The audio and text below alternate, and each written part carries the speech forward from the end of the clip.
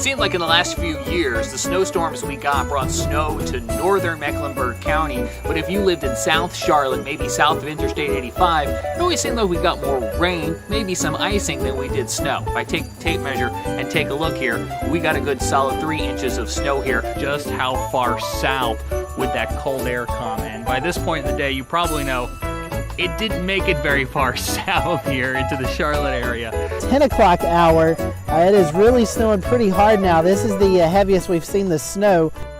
Our roads are very treacherous out here. Snow-covered roadways everywhere. We've seen a lot of stranded vehicles.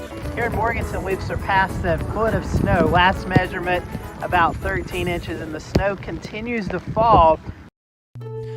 Good morning, you're watching live coverage from the Carolina Weather Group. It is 1/17, May the 30th, 2018. It is a Wednesday morning. James Brierton live with you from Charlotte, North Carolina. Right now we are looking at a camera in Marion, North Carolina. Things looking relatively calm where this camera is positioned in Marion, but just north of there we have a very serious situation unfolding. This is the map right here of the evacuations of Lake Tahoma. The community is just south there in McDowell County. And all of this is unfolding here because of what is now confirmed as a Tier 1, a Code Red situation there at the lake. A landslide has been confirmed on one side of the dam, which has compromised the structure of the dam. What do these colors mean? Again, anything over purple is more than 6 inches. I'm seeing some whites in there, and what that means is it's just broken the scale.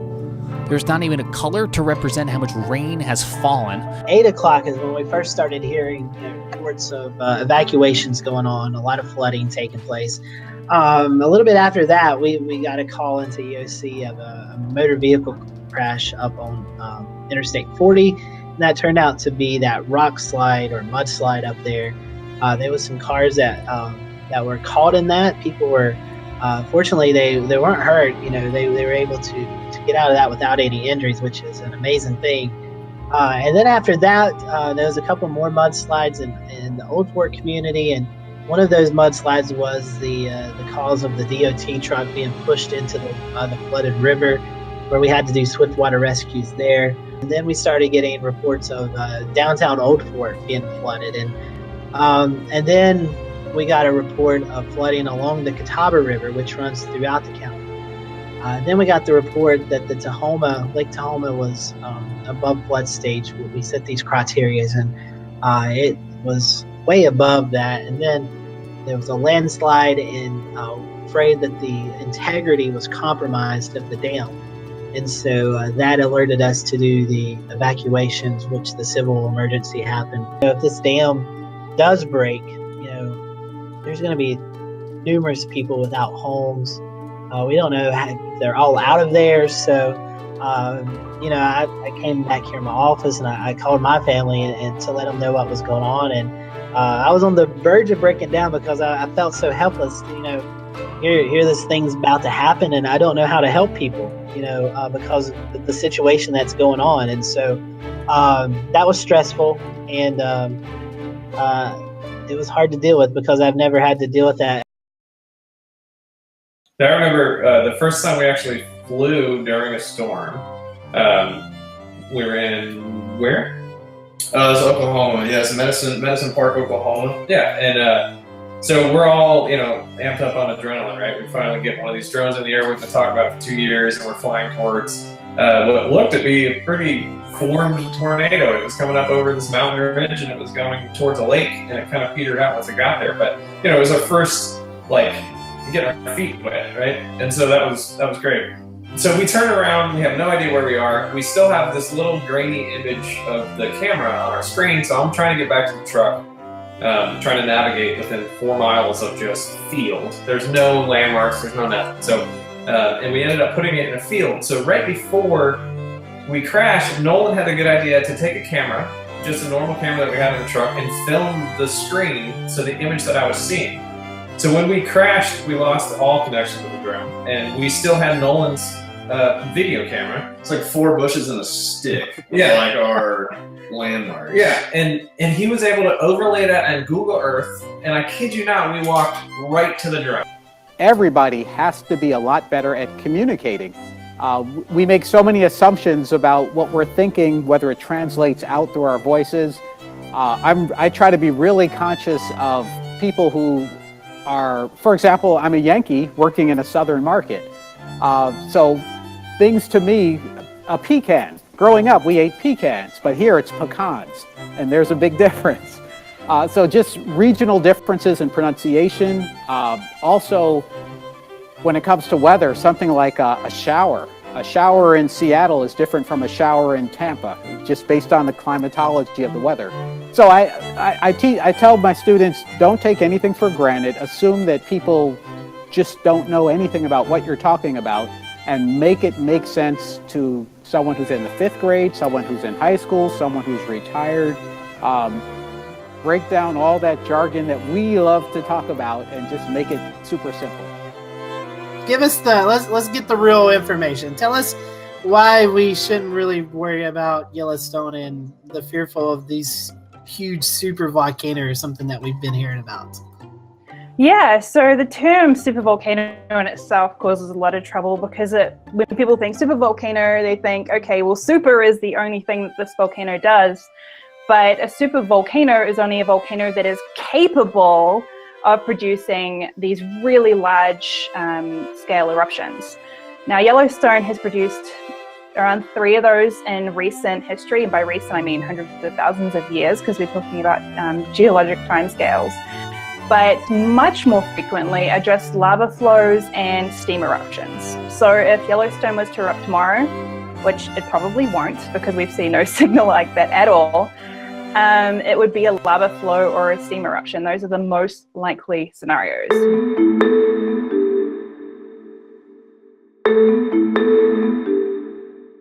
I believe this was the year after you become the chief there at KOCO. And this one really had effects on you because on May 20th, you're doing severe weather coverage, but you're also communicating with your wife because this EF5 tornado is almost in your neighborhood. May 20th, and look at the information, and the dry line is pretty much just a little bit farther west of Oklahoma City. I kissed my wife at the time. It was just my wife and I and our dogs. We didn't have a child at the time, and I kissed her goodbye, and I said, hey, might be a long day. So at about noon, I sent her a text message, and I said, hey, you probably want to go home early today. Storms look like they're going to go up about 1, 2, 3 o'clock. You don't want to be on the roads when these storms are going up. Suddenly a storm's going up, and we're in our coverage, and I look down, and my wife had just sent me a text message, and she said, hey, what's going on? And at this point, the storm's already, hooking up, and I'm like, get home now. And so she's going home. I'm on air. This huge tornado is happening, and suddenly I get another text message from her, and she says, I'm trying to race home really fast. I can see the tornado behind me. And this tornado is coming right into our neighborhood. And I'm freaking out off camera because I'm not knowing, whether or not, my wife is going to make it or if my house is still going to be there. But I knew that I can't freak out on television. If the meteorologist is freaking out, how are you supposed to stay calm, Well, I didn't hear from her for a little while. And as a matter of fact, the very first time that I actually heard her voice was live on air. I gave my phone to my general manager and I said, get my wife on the phone. And she went on air and she's like, it looks like a war zone in our neighborhood. There's no way that you can ever prepare yourself for how to handle yourself on television when there's a natural disaster happening, whether it's an EF5 tornado or a hurricane. Good evening from Charlotte. It is September 9th, 2018, just past the 9 o'clock Eastern hour. I'm James Brierton, and thank you for joining the Carolina Weather Group. We have team coverage tonight. We have Scotty Powell in the foothills. From Charleston, South Carolina, we have Shay and Jared, and of course, we have Chris Jackson joining us. Prepare now and prepare for the worst. I'm really glad people heeded the warning, and at least in the Grand Strand area that I've seen, have got out of town. I do want to say we have a few guests on with us tonight. We have Chief Meteorologist Jason Boyer from the WLOS in Asheville, North Carolina. We also have Chief Meteorologist Bill Washon from News 5 in Charleston, South Carolina.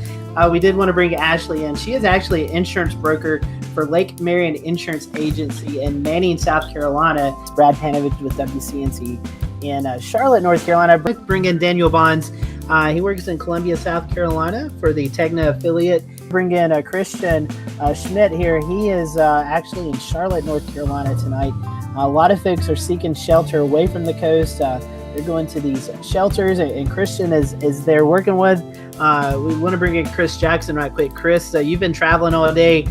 You're actually getting to see some of the first-hand experiences of what's going on with Florence and Myrtle Beach. Left out of Columbia about just before noon today, and took the scenic route down here. Came through the town of Nichols Thursday night after our show. Was staying oceanfront down in Myrtle Beach where a bunch of press and meteorologists were.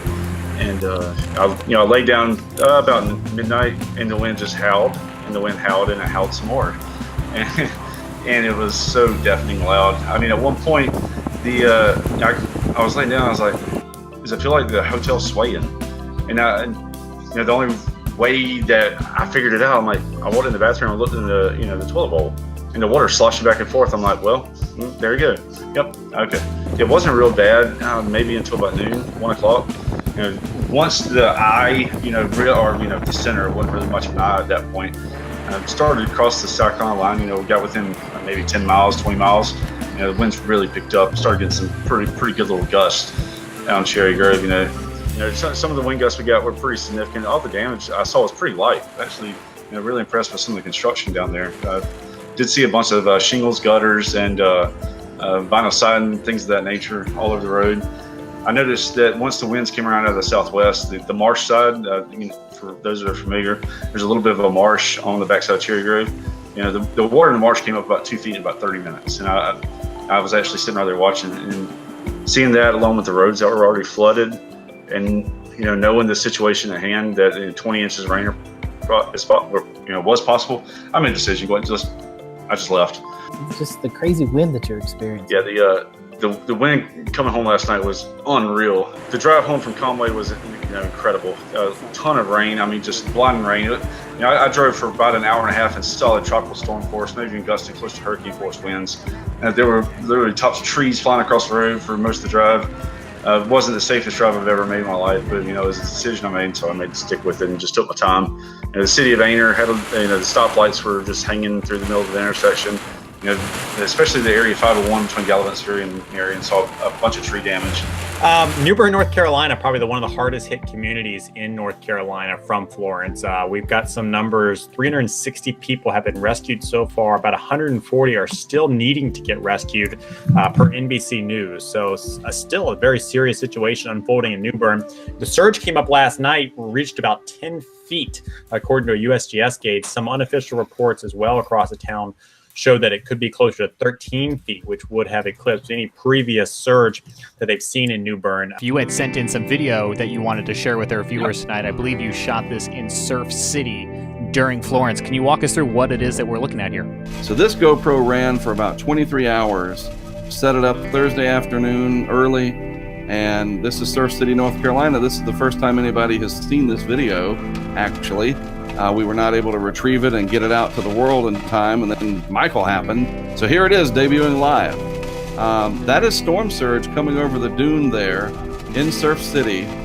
The GoPro did fantastic. It recorded just as it should have, high definition in 720p. Now we can do it at 1080, it's even better. And that surge takes out the dunes, the waves do, one at a time, one wave at a time, until finally the dunes are gone. Just an amazing perspective stuck there on that utility pole. There's hardly any vibration or anything. And to document without having to be there, there's no way any storm chaser can film something like this. And it's not an indictment against us. We're all included. Who's going to do that? You can't. It's not possible. This is how you do it. And you can do it in several places at once if you have enough equipment and enough time to set it out. So a remarkable achievement, a testament to the technology that exists already. And now we get to see something and the process. That's what's so important, the science behind it. After the ooh and ah of what you're seeing, there is science here that can help the National Hurricane Center Storm Surge Unit, public awareness, you name it. This is a great tool, and it worked.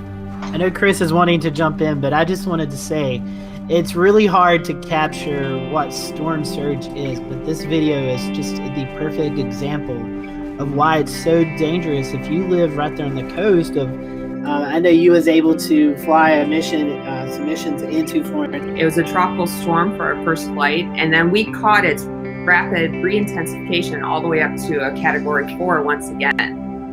This was a great data set that we were able to collect for research purposes, but we were also able to get that information into the forecast models, to the National Hurricane Center. There's individual rotations going on, so it's a really unique feature. It shows very powerful winds going on. That's a sign of a very powerful hurricane or a super typhoon in the Western Pacific. But we haven't had one like this in a very long time.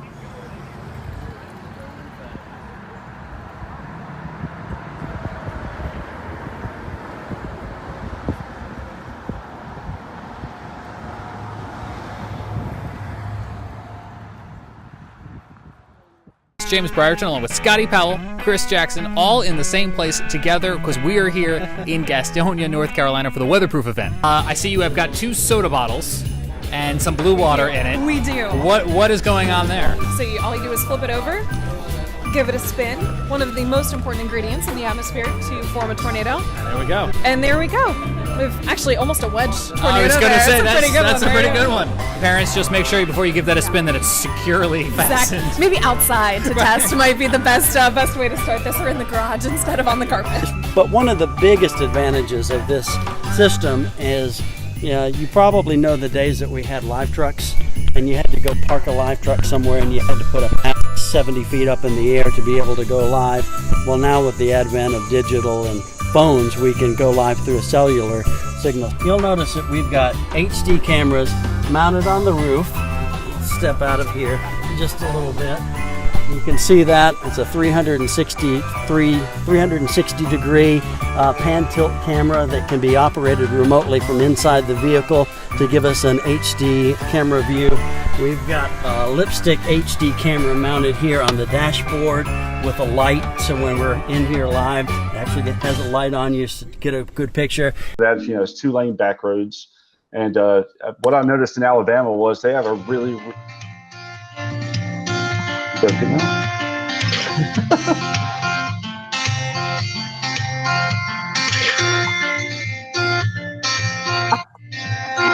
don't know. It's the ghost of James Brierton. All day I've been sitting in this waiting. Somebody's got the Uber call on. Waiting on my friends, yes, I'm waiting on this conference call. What is that?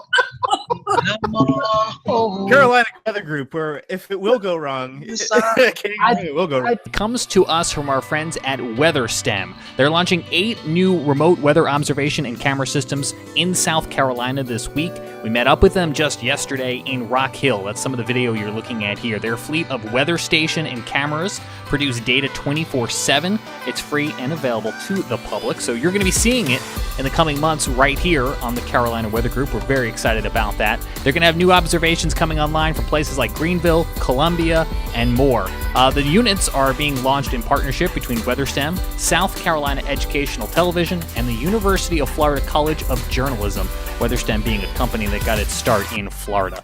So we're very happy to see the expansion of their system here to the Carolinas. They had a few units, and they're going to have 8 more by the time the week is done. Like I mentioned, we're going to be using some of their data on air here on the Carolina Weather Group, and I want to show you what their webpage looks like. They've already got some of their new locations reporting. Here is a look at that Rock Hill station as it's online tonight. 36 degrees and clear.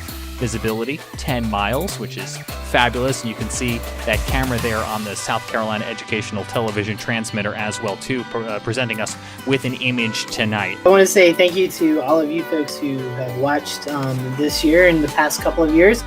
We wouldn't be doing this without you all. I want to thank all of our guests who have joined us this year. We appreciate them setting aside a few minutes of their busy life to come sit with us and to give us great interviews. And I want to thank our panelists here. All of this would not be able to happen without them. So big thank you to to Ricky Matthews and Shay Gibson and Jared Smith and Melissa Griffin and James Brierton, Peter Plenamente, Chris Jackson, Eric Precius, all those folks who have joined us this year.